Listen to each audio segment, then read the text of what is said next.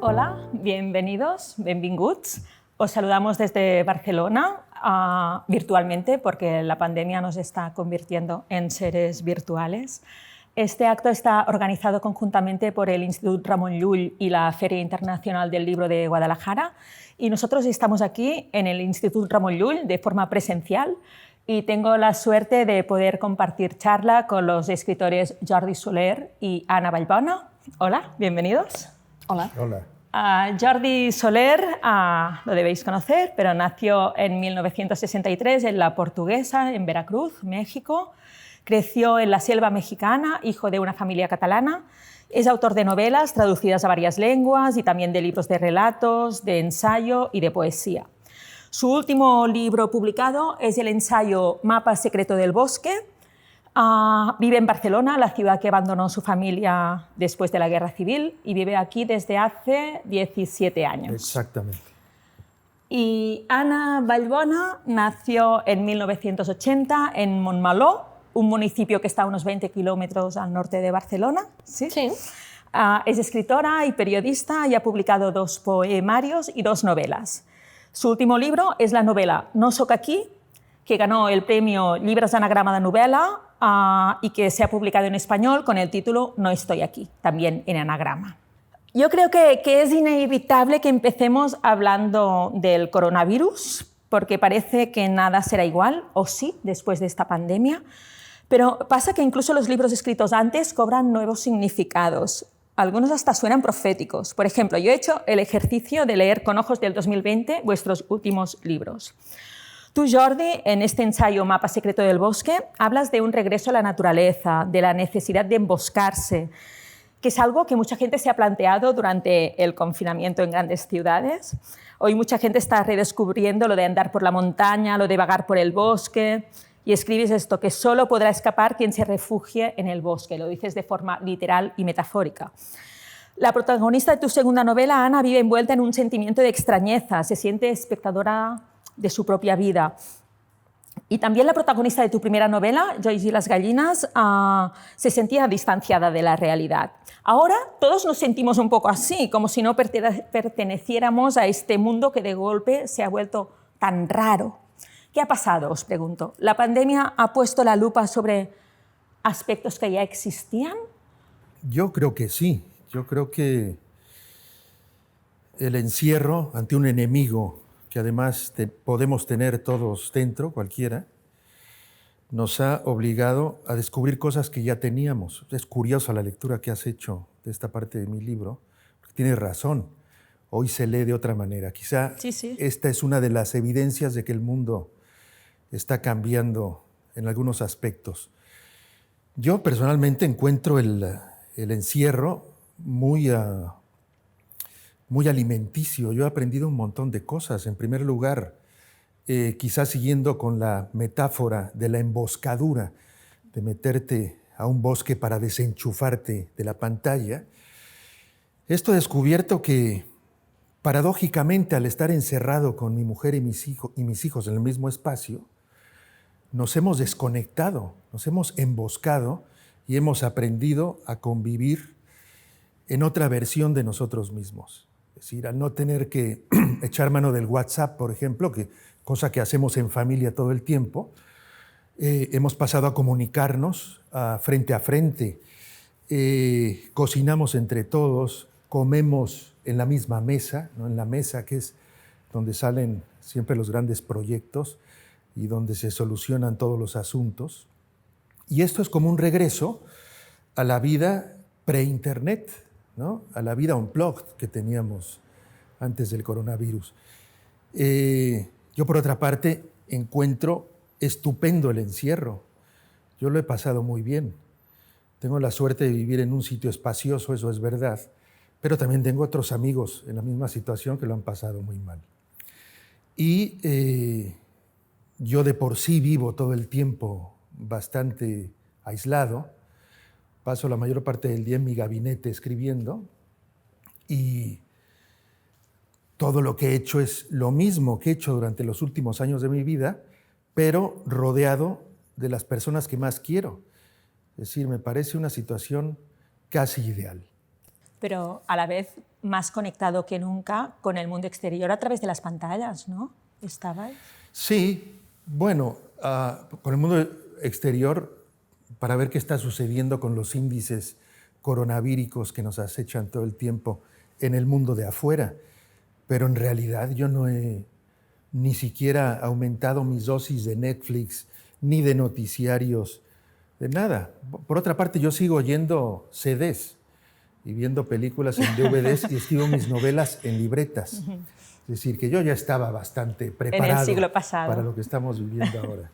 A mí me da un poco la sensación de que la pandemia ha sido como una sacudida de la mirada hacia las cosas, ¿no? Y hacia el propio paisaje y hacia incluso el paisaje cotidiano, el más inmediato, ¿no? Cuando, no sé, cuando estábamos confinados y salías a comprar, pues tenías la impresión de que te maravillabas con los árboles en mi caso del paseo de mi pueblo y pensabas, hostia, qué bonito, ¿no?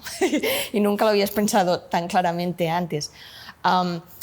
O, por ejemplo, cuando ya no solo salíamos, sino que pues, salíamos a andar o a correr también en mi caso, y salías a correr al bosque, la sensación es diferente, ¿no? Y sí que creo que en este sentido la mirada hacia las cosas más cotidianas, más próximas, creo que ha cambiado bastante y que sí que seguramente estamos bajo los efectos de una mirada zarandeada, ¿no? y por lo tanto un poco extrañada, ¿no? Lo que antes mirábamos como una cosa normal y rutinaria ahora pasa a ser otra cosa y además tiene que ser vivida como otra cosa, ¿no?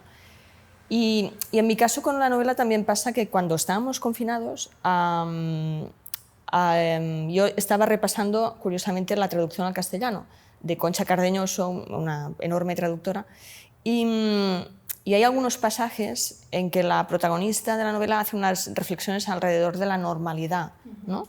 Y yo tuve esta sensación de lectora de mi propio libro, ya lectora post-pandémica o al mismo tiempo pandémica, que pensaba, ostras, ¿cómo es que escribiste esto sobre la normalidad?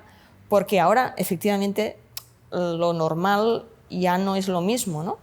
Y también creo, y quizá enlazo con lo que tú comentabas, que yo creo que si yo escribía eso, bueno, algunas reflexiones sobre la normalidad, es porque la protagonista del libro tiene este sentimiento de extrañeza y de rareza incluso, pero también es porque, o sea, no tengo dones proféticos, sino que es porque yo creo que todo el siglo XXI ha sido como una carrera de preparación de esta detonación, que ya veremos si vienen más, pero de esta detonación de las certidumbres, ¿no? O sea, todo el siglo XXI con las grandes crisis económicas, con los atentados terroristas, han hecho que el mundo occidental ya no se sustente sobre lo mismo que se sustentaba antes, creo, ¿no? Y entonces, hay un momento de la novela pues, que la protagonista está en París y ve todo el tema del Antrax. El Antrax ahora nos suena como ciencia ficción de chiquillos, si lo ponemos al lado de lo que ha venido después, ¿no? Pero eran indicios, creo, de que la normalidad ya no sería la misma, ¿no? Sí. Un momento, al personaje de la novela le haces decir, al final esto de la normalidad está sobrevalorado. Sí. No, y la impresión de que la normalidad es algo que buscamos siempre, ¿no? Sí. De que todo esté más o menos controlado y sea normal, y después, en realidad, la normalidad pues quizá no existe tanto y ahora ni te explico, ¿no? Sí. Yo he pensado, añado una cosita, que algo tenemos que sacar de esto que nos pasa a todo el planeta al mismo tiempo. Esto no había sucedido, ¿no? No sé, hay fenómenos como las Olimpiadas o el Mundial de Fútbol o las elecciones en Estados Unidos, pero esto que nos afecta de una manera tan radical a todos los habitantes del planeta, esto no había pasado que yo recuerde, ¿no? Algo tiene que salir de aquí. ¿Algo positivo? Bueno. ¿Algo bueno? Sí, hombre. Sí. Yo creo que sí. ¿No? Hombre, Lo malo ya está pasando. No, y yo creo que algunas cosas están saliendo. Por ejemplo, a nivel, por ejemplo, de los productos de proximidad, de lo que comemos. Al final, estamos hablando de eso, pues... no sé, yo poco antes de la pandemia, en casa pues nos abastecíamos cada semana con unos cuantos productos de una campesina de la Garriga de nuestro pueblo, ¿no? Y durante el confinamiento te seguía llevando pues, estos productos suyos y tal, ¿no? Y entonces realmente valorabas mucho más eso. Y creo que esto a nivel de alimentación es una de las pequeñas cosas que además tenemos que son domésticas y que podemos decidir por nosotros mismos, ¿no? Sí, hay otro tema que es el de los viajes, los desplazamientos, que, por ejemplo, en este libro de Jordi, Mapa Secreto del Bosque, hay párrafos que ahora parecen esto, como un poco proféticos, que cuando nadie hablaba todavía de confinamientos perimetrales, tú escribías: pensando en la experiencia del desplazamiento, cabe preguntarse, ¿por qué voy a Serbia o a Hong Kong si no conozco el territorio que se extiende, digamos, a 1 kilómetro de mi casa? O también dices, como antídoto frente al gran desplazamiento hay que optar por el microdesplazamiento, conseguir un mapa cuyo centro sea nuestra casa. Partiendo del centro hay que trazar un círculo con un radio de 2 kilómetros. El verdadero viaje, el que de verdad ilustra, es el que hacemos alrededor de nuestra casa. Y en el mismo sentido, tú, Ana, hablando del padre de la narradora, escribes: los límites de casa eran clarísimos. Todo lo que quedaba fuera de estos límites era confuso. El mundo exterior le resulta una forma inescrutable. Claro, lo lees ahora, que cuando nos han confinado y no podíamos salir más allá de 1 kilómetro, cuando no sabemos cuándo vamos a poder volver a viajar, y piensas, wow. Sí, bueno, ahora que lo dices, el primer sorprendido soy yo, ¿eh? Pero veo que yo me estaba ya preparando para lo que venía sin saberlo, ¿no? Para lo que venía. Esto lo hago yo. Camino alrededor de mi barrio. La verdad es que no me gusta viajar. Lo encuentro cada vez más molesto. Creo de verdad que la peor parte del viaje es viajar. El viaje en sí. Lo mejor es la anticipación, lo que preparas para el viaje, y luego el recuerdo, ¿no? Pero viajar es un poco pesadillesco, y más últimamente, como se han puesto los aeropuertos y esto. Yo lo paso muy mal viajando. Y bueno, ahora que lees esto que yo mismo escribí, pues creo que tengo razón. hay que viajar alrededor de tu casa. Sí, claro, en mi caso sí que en la novela sí que hay, sobre todo la primera mitad es el paisaje de la protagonista, que es muy claramente el paisaje de su infancia, que es una infancia que sucede en un barrio muy concreto, de un pueblo a la periferia de Barcelona, pero el barrio está a la periferia también del pueblo, y en que eso, la autopista, los polígonos, los 4 campos abandonados son el mundo conocido por ella, ¿no? Y sí que bueno, el padre de la protagonista tiene este punto que seguramente lo hace mucho de la primera mitad del siglo XX, ¿no? O que sería como nuestros abuelos, que el mundo, como podía ser mi abuela, ¿no? Que el mundo que conocían era el que habían pisado, que era su pueblo, su comarca, y no mucho más allá, ¿no? Y eso, quizá volviendo al tema de la mirada, pero eso efectivamente creo que condiciona un cierto modo de mirar el mundo, ¿no? Y a veces quizá con ciertos tics progres pensamos que viajando pues es la manera de abrir la mente, la cultura, los conocimientos, y ya está, ¿no? Todo pasa por viajar. Bueno, pues seguramente nos guste o no, ahora estamos abocados a descubrir otras maneras de conocer el mundo, e incluso de conocer nuestro propio mundo, ¿no? Porque sí que, no sé, bueno, es que en la salida del confinamiento había muchas imágenes muy divertidas en los pueblos. Por ejemplo, una era cómo la gente vestida de deporte iba a andar por el polígono industrial como si fuera, yo que sé, una gallina sin cabeza, ¿no? O sea, que no tenía mucho sentido, era muy extraño. Pero después también me acuerdo algún día yo corriendo por mi pueblo, que estaba emboscada, y me encontré un señor del pueblo, todo embutido en un vestido de estreno en ese momento para ir en bici, y me preguntaba cómo se hace para volver a la Garriga, ¿no? Y pensé, tío, pero que no lo sabes. O sea, que el pueblo estaba, nada, 10 minutos, un cuarto de hora, pero él estaba en el proceso de redescubrir, bueno, o descubrir por primera vez su entorno, ¿no? Y esas cosas, curiosamente, han pasado y es muy... O sea, eso es muy curioso, sí, sí. Los dos habéis tocado el tema de los orígenes del lugar este de donde venimos, que es en el fondo plantear el tema de la identidad, ¿no? De dónde vengo, es decir, quién soy. El paisaje de la infancia de Jordi era una plantación de café en Veracruz. Mila, la narradora de tu novela, Ana, siente esta perplejidad ante sus propios orígenes. Solemos tener una relación conflictiva con la herencia familiar. ¿Escribís para descubrir quiénes sois? O sea, la identidad es en el fondo el gran tema de vuestra literatura.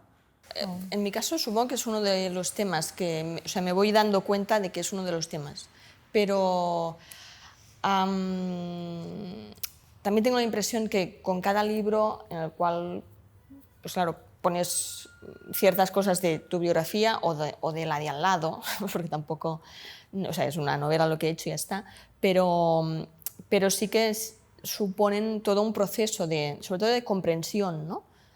Que nunca se acaba, evidentemente, y esta es la gracia, ¿no? Pero creo que en el caso de No Soc aquí sí que hay un proceso de comprensión de estos orígenes, incluso diría de tolerancia, ¿no? De poder mirar de otra manera unos orígenes que a la protagonista durante muchos años la acomplejaron o no entendía, y después, a medida que se hace mayor, entiende que ese mundo pequeño hecho de historias, de cosas que se repiten desde los ancestros más lejanos, de conexión incluso con el mundo del campo, mucho más directa, sin corrección política.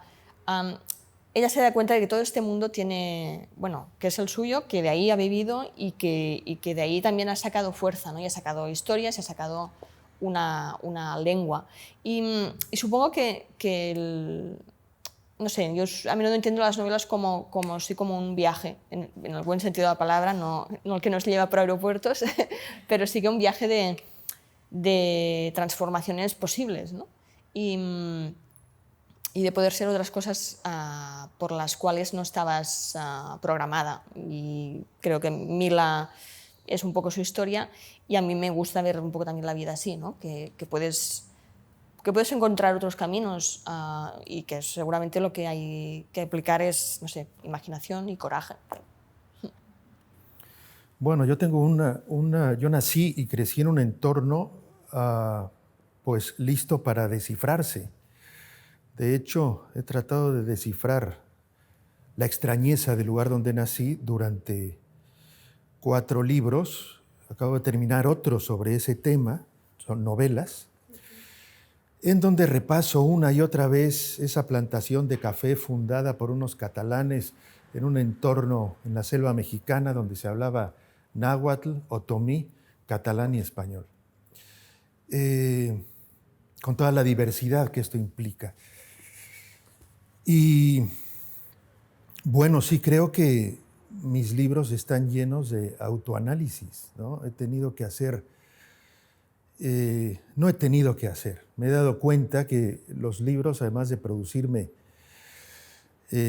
un gran placer al escribirlos, también me han resuelto algunas preguntas. A este entorno raro hay que sumar que mi familia fue expulsada de Barcelona porque perdió la guerra civil. Primero mi abuelo se tuvo que ir, luego mi abuela y mi madre, por estar señaladas como de izquierdas, comunistas, del Partido Comunista, tuvieron que irse también. Y esto era un asunto del que nadie hablaba en casa. Yo fui el nieto mayor de mis abuelos, y quizá me tocó indagar sobre qué hacíamos en aquella selva si uno de nuestros posibles destinos en el azar de la vida era haber nacido y crecido en Barcelona, que es de donde ellos venían refugiándose. Y es curioso que antes de las novelas donde ataco este tema, escribí de otras cosas, pero siempre con personajes desterrados, cuyas familias están un poco atomizadas. Sin duda hay mucho autoanálisis en mis libros. ¿Y memoria? ¿La memoria es fundamental también? Sí, la memoria, claro. No solo mi memoria, sino la memoria colectiva de toda mi familia, ¿no? Fui ahí vampirizándolos, ¿no? Pidiéndoles que me contaran cosas. Toda la primera novela de estas, Los Rojos de Ultramar, fue un trabajo casi periodístico, ¿no? Me puse ahí con unos cassettes a grabar a mi abuelo. Hostia, yo también. Y, es que es fantástico. Bueno, pues mira, sí, ahí es, mi abuela, pero en busca de mí mismo un poco, aunque en realidad lo que buscas es escribir una buena novela, ¿no? Pero este es uno de los efectos secundarios de escribir este tipo de novelas, ¿no? Al final también aclaras un poco el panorama. Yo creo que si no tienes muy claro de dónde vienes, tampoco puedes diseñar un futuro más o menos decente. Y esto de cara a mis hijos, esto lo veo ahora, pues es fundamental, ¿no? No tengo que explicarles por qué ellos son catalanes y viven aquí y qué hacía yo en aquella selva en México, ¿no? Yo soy hijo de una señora que nació aquí en la calle Muntaner y padre de una hija que nació en la calle Muntaner, con unos cuantos números de diferencia. Esto me ha convertido en una especie de paréntesis mexicano que exige una explicación, que es quizá lo que trato de hacer a lo largo de estos libros. Pero es curiosa esta necesidad de ponerte a escribir libros sobre la selva, y no uno, sino de indagar, ¿no? Y sí que sobrevuela esta sensación de no acabar de ser de ningún sitio, tanto en los dos casos, ¿eh? Un niño que creció en la selva mexicana, pero disfrazado de niño de la calle Muntaner, ¿no? Y luego desde Barcelona te pones a escribir libros sobre la selva. Y también tu narradora, Ana, pues nació en un barrio a medio camino también del campo y la ciudad, en una tierra de nadie un poco, donde ella no acaba de encajar. Esta sensación de no ser de ningún sitio, que en el fondo la tenemos un poco todos, ¿no? de sentirnos fuera de lugar, pero... Sí, esta impresión o de siempre llegar tarde o demasiado pronto a veces, ¿no? Sí, el estar fuera de lugar. Pienso que es un tema muy literario y sí que es que es una impresión absolutamente humana, ¿no? Y además cuando... A veces me pregunto también, porque yo tenía la pulsión de preguntar siempre, ¿no? En casa existe mi hermano y yo, y somos absolutamente diferentes, ¿no? Y no sabes por qué hay una necesidad de intentar rascar historias, en mi caso, pues de dos familias, digamos, a tu lado, absolutamente aburridas. Porque es que a su lado... Claro, pero lo más lejos que han ido es Valencia, ¿no? Pero, o sea, y cuando se casaron mis padres, pero... No, pero y además, sí, o sea, yo debo ser un espécimen extraño, o sea, me llamo Vallbona Puig y realmente... No sé, mis antepasados todos son o masovers, o sea, que trabajaban para una hacienda, ¿no? O para un propietario, o pequeñísimos propietarios campesinos, ¿no? Y todo pues reducido en unos pocos kilómetros. Pero es curioso observar que yo pienso que hay un tema muy literario en todas las familias, que es el que tú comentabas de los asuntos silenciados, ¿no?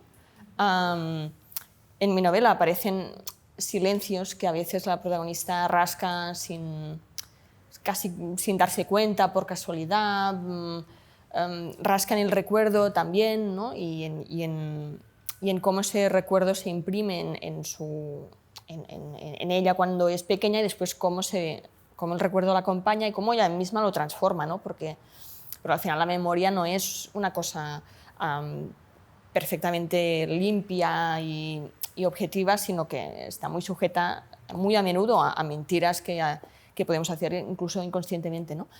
Pero sí que no sé, esta necesidad de rascar, supongo que entronca con esta idea de intentar entender los propios orígenes, una idea de rebeldía contra el mundo que parece dado ante ti, ¿no? Que aparece, en el caso de Mila, claro, es la protagonista, pues ella viene de una familia con hereus, ¿no? con varios herederos, que es una figura como importante en el mundo campesino catalán, que heredaban la tierra, ¿no? Y que no se han movido ni físicamente ni mentalmente de ese sitio que paradójicamente sí que ha cambiado y ha quedado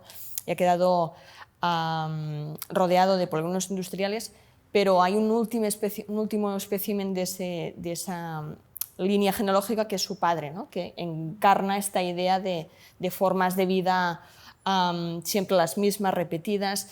Y un poco la idea de descifrar esto es también descifrar que todos necesitamos, supongo, algo a lo que atenernos, algo a lo que agarrarnos, ¿no? Y alguna manera de exorcizar incluso el miedo. Y en el caso de esta familia, pues el exorcizar este miedo a veces es explicarse historias, pequeñas leyendas, a veces es un curandero, a veces es repetir lo mismo que han repetido los otros que venían antes de ti, porque así parece que el mundo más o menos se aguanta, ¿no? Y bueno, me parecen temas interesantes alrededor de un tema universalísimo como es el de la familia, de las raíces, el de la identidad y de la herencia familiar. Sí. Bueno, yo no creo que mi familia sea más divertida que la tuya. Yo creo que todas las familias tienen su parte apasionante y lo que cambia es el plató. Yo creo, añadiendo un poco sobre el tema, yo creo que también mis libros me han ayudado a ordenar mi relación con la naturaleza. ¿No? Esta relación, uno de sus productos es este libro, que es ya una visión, digamos, pues más ordenada del tema, porque yo crecí, me parecía una cosa abominable la naturaleza, ¿no? Nací en un sitio lleno de bichos, lleno de infecciones, de enfermedades. Era una zona, es todavía una zona muy peligrosa en México, llena de gente armada, llena de gente violenta, llena de gente que muere muy joven. Es una zona que sigue viviendo en el siglo XVIII probablemente, ¿no? Nadie conoce los ascensores, los edificios. Y yo cuando empecé a escribir estos libros tenía una relación difícil con la naturaleza. Me quedaba claro que me daba un poco de risa el discurso de la gente que va a abrazar árboles y hace un paseo por el bosque y siente que sale transformada. Yo decía, hombre, sales transformado siempre y cuando no te pille un lobo, ¿no? O un tigrillo como había en Veracruz. Yo era muy consciente de que la naturaleza te ama, pero también te quiere matar todo el tiempo. De eso vive la naturaleza. Vivimos de devorarnos unos a otros. El equilibrio ecológico en la Portuguesa, en el cafetal donde nací, era matar al bicho que te atacaba.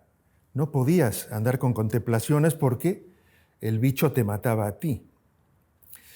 Y después de escribir todo esto que les estoy contando a lo largo de 3 o 4 libros, novelas, llegué a escribir este libro, que ya es una visión destilada de aquella naturaleza que conocí cuando era niño, esa naturaleza muy violenta en la que crecí, que he tenido que aprender a considerar de otra manera a lo largo de varios libros, ¿no? Pero aquí llegas a proponer un regreso a la naturaleza. Claro, he llegado a ese extremo, ¿no? He pasado de no querer salir nunca de una ciudad a plantearme que a lo mejor podría pasar temporadas ya en medio del bosque, ¿no? Tomándote la palabra, pero eso me hace pensar en un comentario que hizo de mi novela Miki Otero, que decía que si la protagonista parecía una especie de Tom Sawyer de los años 80, en el sentido este de crecer en un barrio muy pequeño, pero en cierto modo semisalvaje, ¿no? Y también me hacías pensar en que el padre de Mila, por ejemplo, hay un momento que el padre de Mila mata al erizo a trozos porque le hace daño en los campos, ¿no? Y ella dice, hostia, padre, pero si en el instituto me han enseñado que el erizo sí, es importante para la cadena trófica porque cumple una función y tal y cual. Y claro, el padre pues, es que es un país del siglo XX y no de los neorurales actuales que tienen su función, y que seguramente son los que salvarán la actividad agrícola, ¿eh? Pero en el mundo de su padre, pues el erizo hay que matarlo porque hace daño y no tiene más importancia, ¿no? Esta dicotomía entre campo y ciudad aparece en vuestra obra. Tú eras este niño de la selva que ahora vive en una gran ciudad. Tú, Ana, hablas de la experiencia de venir a vivir, a estudiar a Barcelona, la protagonista de la novela. La protagonista embarazada que dice que su hija sí que podrá convertirse en neorrural. Me interesaba tanto como retratar las peculiaridades de este mundo de Mila, de un pueblecito que pueda parecer incluso mítico, pero que ha existido, ¿no? pero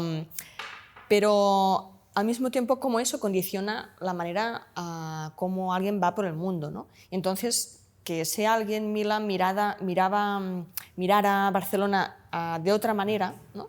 Enseñar Barcelona a través de los ojos de alguien que solo pisa Barcelona para venir a estudiar, pero que es la primera persona de su familia que estudia en la universidad, de alguien que coge el autobús de noche para volver a su pueblo cuando nadie lo toma, ¿no? Esa mirada me interesaba porque al final en estos diferentes mundos, ¿no? hay como un chirrido que lo escucha quizá quien lo ha transitado, ¿no? Mila ha transitado, ha caminado por los polígonos, ha subido una subida del cementerio para atisbar y mirar como un gran paisaje la autopista que pasa cerca de su casa. Son cosas que me interesaba eso, retratarlas literariamente porque eso también condiciona una manera de ir por el mundo. Y en su caso, además, condiciona después la descubierta de las grandes ciudades, de cómo se relaciona con ellas y cómo también siente el peso de la grande ciudad, ¿no? Y ella se hace pequeña. Quería hablar también de la soledad, porque es uno de los grandes temas, yo creo, de este año pandémico. Tú, Jordi, en este libro dices que la gran diferencia entre el solitario de la canción de los Beatles y el solitario del siglo XXI es que este no se da cuenta de lo solo que está, el del siglo XXI. Igual ahora sí que nos hemos dado un poco cuenta, ¿no?, de que estamos solos al haber tenido que encerrarnos. Pues, bueno, cada episodio que cuentas de mi libro me sorprende. Es verdad que lo he escrito yo.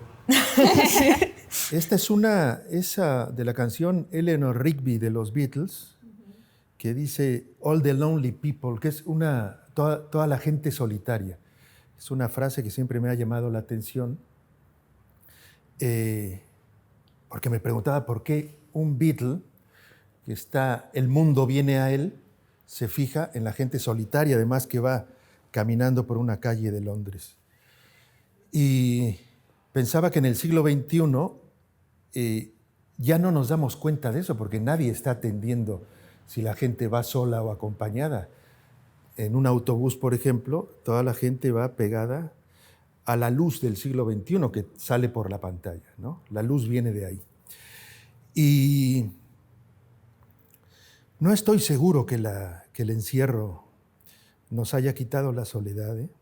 Yo creo que la gente sigue, sobre todo con las pantallas, pues frecuentándolas con la misma intensidad, ¿no? Sí, porque tú dices que las redes sociales son una fábrica de gente solitaria. Sí, ¿no? Sí, claro, es una paradoja porque el muchacho que ves solo en el autobús con su móvil, resulta que está enchufado a lo mejor con 14 personas, con una banda de rock y con una serie, ¿no?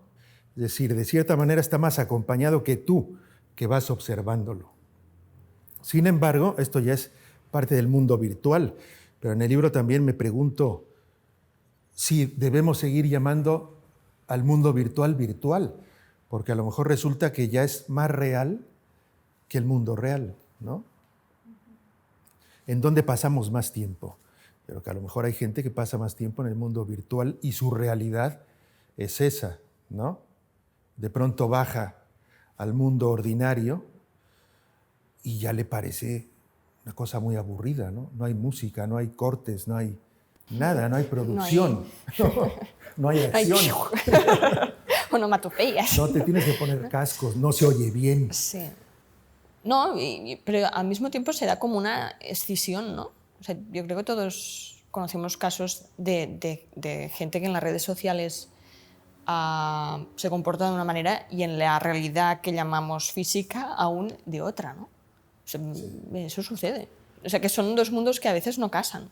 Sí, exacto, excepto en Donald Trump, que casa perfectamente. Sí, sí. Bueno, pero la pandemia y sus restricciones sí que nos han hecho solitarios a la fuerza, ¿no? No nos dejan relacionarnos con los demás, Sí, tenemos que estar a una distancia de seguridad. Esto es verdad, además nos han dejado un mundo sin bocas, ¿no? Vas por la calle viendo solo ojos. Yo que camino mucho, de pronto me bajo el tapabocas para oler, ¿no? Porque vas por la calle respirándote a ti mismo. Y ojos desconfiados de los demás. Porque... Sí, claro, tose uno. Sí, cuando no se completa con la boca sí, la mirada puede ser mucho más desconfiada, ¿no? O parecerlo. Sí, sí. Yo no sé si... Bueno, no sé si yo supongo que el que ya era solitario tampoco le pasa nada o no encuentra mucho en falta mucha vida social, pero seguramente sí que esta pandemia será una pandemia también de la soledad, en el sentido de que mucha gente forzada a quedarse en casa, mucha gente mayor que vive sola, es el caso seguramente más extremo, ¿no? Pero producirá situaciones que son crudas y situaciones seguro de desequilibrio psicológico, no sé. Sí. Yo creo que lo bueno va a venir justamente después, antes de que todo se normalice. Porque ahora estamos todos luchando en un frente común. Si nos dicen que vamos a estar encerrados otros 2 meses, pues vamos a aguantar encerrados otros 2 meses porque la gente se está muriendo, ¿no? Pero en cuanto venga la vacuna y empecemos otra vez a convivir como solíamos hacerlo, es decir, a saludarnos de 2 besos, a estar en un bar ¿Crees que pasará esto? Bueno, esto va a ser lo bueno. Ahí nos vamos a dar cuenta si ha cambiado o no. Y también cabe preguntarse si entonces elegiremos mejor la vida social que llevamos, ¿eh? Sí. Es decir, si entonces ciertas comidas dices, ostras, ahora no me apetece. O no, o sí que dirás, ahora tengo ganas que alarguemos la charla mucho más sin prisas, ¿no? Sí. Puede haber las 2 versiones. Por ejemplo, creo que lo que sí va a cambiar es la manera de saludarnos, ¿no? Con 2 besos. Yo noto a las mujeres, y me lo han contado, que a veces se sienten incómodas dándole 2 besos a cualquiera que se presenta, ¿no? Por ejemplo, estoy exagerando, pero llega el pintor a tu casa, el manitas, y casi hay que darle 2 besos, ¿no? Esto a lo mejor es excesivo. De hecho, a mí me daba risa, por ejemplo, los canadienses que tú llegas a Canadá y saludas de beso, inmediatamente hay un rechazo porque es otra costumbre, y a mí me daba risa este freak frente al beso. Pero ahora los entiendo. Digo, hombre, es que tienen razón y a lo mejor vamos a acabar copiándoles a los canadienses. Yo creo que lo de saludarnos con 2 besos, dudo mucho de que vuelva a ser un saludo normal. ¿Verdad que no? Seremos más selectivos, igual con la persona que queremos. Sí, hombre, con la gente que tiene intimidad, no, sí, pero... Bueno, así por defecto sí. no pasará. Una cosa de oficina ahí que no conoces ni a la otra persona, ya le das 2 besos, ¿no? Esto es raro. Ahora, desde nuestro aislamiento, me parece raro, ¿no? También yo tengo, supongo, una pequeña historieta familiar que me ha preparado para la pandemia. Antes comentabas lo la tuya. Pero es que en mi casa, o sea, mis padres, que son gente buenísima y nos queremos mucho, pero digamos que son una versión de un cierto mundo de país que no se dan besos nunca. O sea, que no nos dan besos. Ellos sí, mis padres entre ellos sí. Y por suerte. Entonces, porque si no estaría aquí, ¿no? Pero eso es divertido porque los primeros días de volvernos a ver con mis padres, claro, le dice mi padre, bueno, ahora no te pongas sentimental y ahora no me hagas 2 besos, que ahora no se puede, tío. Y no. Pero, claro, ellos no lo echan en falta. Y, en cierto modo, yo tampoco. A ver, es extraño con los amigos y tal, porque tú ya te socializas como una persona del siglo XXI, ¿no? Pero es curioso porque hay un cierto mundo o gente en el mundo en que no ha notado nada. Y eso es como divertido, ¿no? Porque a veces te da como otra dimensión de las cosas, ¿no? Y te das cuenta de que somos usos y costumbres y formas culturales, ¿no? Yo sí yo soy de una familia de besucones. Entonces sí que lo he notado y sí que he pensado que esto se va a acabar, ¿no? Hombre, no entre la familia, pero ya no saludarás de beso con tanta alegría, ¿no? La primera cena que tuvimos después, con amigos, después del primer encierro, una amiga decía, no doy besos antes de nada, ¿no? Dije, hombre, sí, parece bien. Yo creo que así va a ser. Una frase que me ha llamado la atención, cuando dices, las revoluciones las monta la colectividad y la tendencia en este milenio es exacerbar la individualidad, buscarse a sí mismo, encontrar la felicidad interior. O sea que por este camino pocas revoluciones vamos a montar, ¿no? Sí, vamos. Yo diría que sí. Yo de pronto, pensando desde la paranoia, digo, ¿quién estará planeando todo este plan maestro para desactivar cualquier tipo de actividad revolucionaria, digamos, ¿no? Yo creo que los movimientos colectivos van poco a poco apagándose detrás de una individualidad cada vez más radical. Yo creo que por ahí controlan mucho o se controla mucho, porque tampoco creo, pensándolo sensatamente, que haya una mente maestra detrás de esto, porque sería demasiado maestra, ¿no? Y creo que lo peor está por venir. Que lo peor está por venir. Claro, cada vez nos invaden más, cada vez estás más controlado y dentro de unos años va a ser radicalmente imposible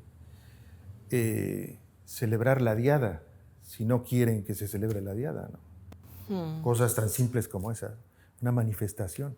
Claro, claramente, bueno, la situación trae, digamos, a colación ciertas dudas de cómo quedarán los derechos individuales y colectivos, ¿no? Yo a veces tengo la impresión que ciertas cosas que ahora no lo son pasarán a ser revolucionarias. Y, por ejemplo, salir a andar por ciertos sitios no marcados, yo creo que será revolucionario, en el sentido que, yo me acuerdo, bueno, son ejemplos muy tontos, pero te hacen pensar, ¿no? Ray Bradbury creo que escribió Fahrenheit 561 a raíz de que estaba andando por unas calles en California por la noche y un policía le dijo que hacía por ahí, ¿no? Y a partir de ahí pues, se inventa esa distopía, que estamos pues, cada vez más cerca de mundos distópicos. Pero yo modestamente, cuando un día del confinamiento salía a sacar la basura y andé un poquitín más, un policía me paró, ¿no? Aún no he escrito ninguna ciencia ficción, pero pensé que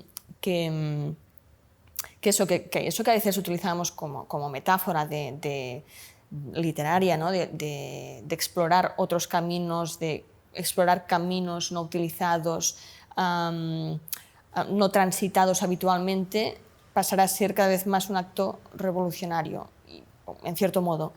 Y después también, claro, tengo la impresión de que en un momento en que todo cae, el trabajo, la economía, las certidumbres, supongo que la gente, todos un poco, cuando lo decimos gente somos nosotros, intentamos afianzarnos casi que en los proyectos más íntimos, ¿no? En el trabajo de cada día, en los vínculos más íntimos y próximos, ¿no? Y quizá esa es una vuelta a la individualidad, pero en una versión, no en la versión de redes sociales, en la versión del ego trip y todo eso, sino que sea una versión inevitable, pero que puede acabar también, no sé, sacando adelante ciertos vínculos más fuertes o ciertos proyectos nuevos más fuertes, ¿no? Quiero pensar.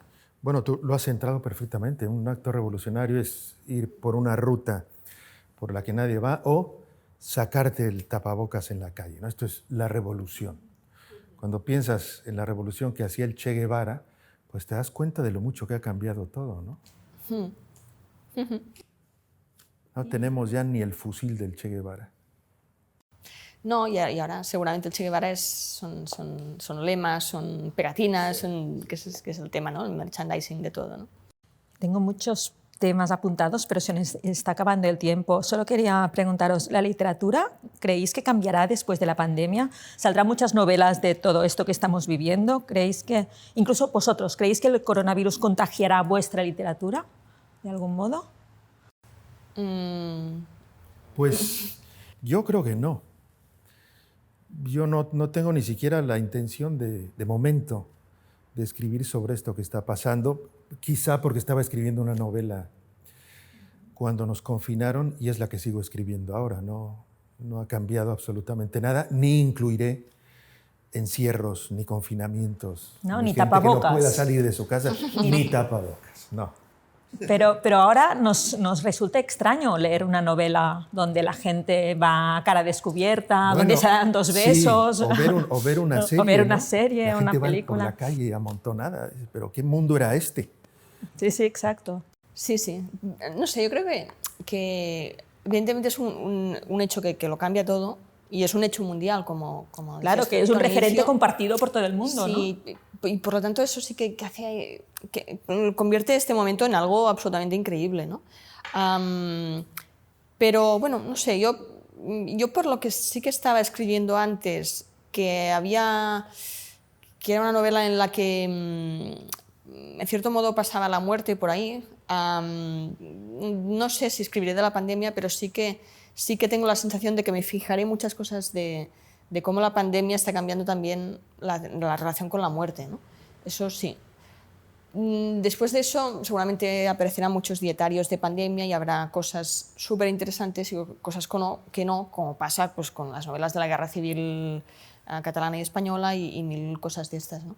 Pero en todo caso yo veo la pandemia como aparte de todo lo difícil que se ha convertido cada acción cotidiana, pero aparte de eso veo como una oportunidad de mirar las cosas diferentes, ¿no? Y es como unas ganas de estar despierto delante del mundo, porque también intentan meternos colarnos muchas tonterías por muchas vías y cada vez tienes más la sensación que estás más indefenso contra el mundo de redes sociales, contra el mundo de informaciones que se dan por buenas, contra el mundo de nuevas normas de hoy. Todos saldrán con el pie derecho de casa, levantando la mano izquierda y tapabocas y un sombrero, ¿no? O sea, caricaturizando una situación que es grave, ¿eh?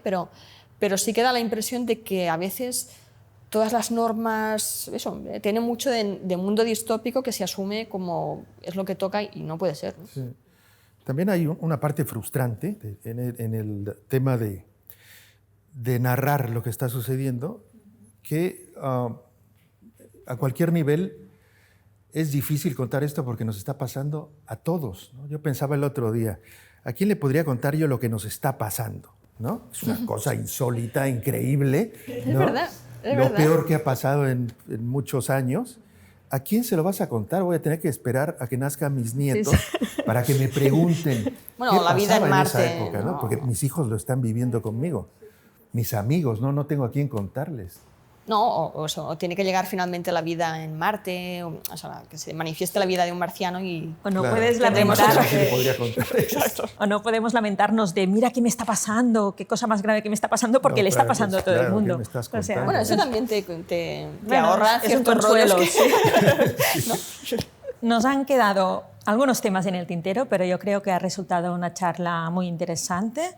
Muchas gracias, Ana. Muchas gracias, Jordi. Y muchas gracias a los espectadores que estáis al otro lado. Al contrario, gracias por la conversación. Gracias, que vaya bien.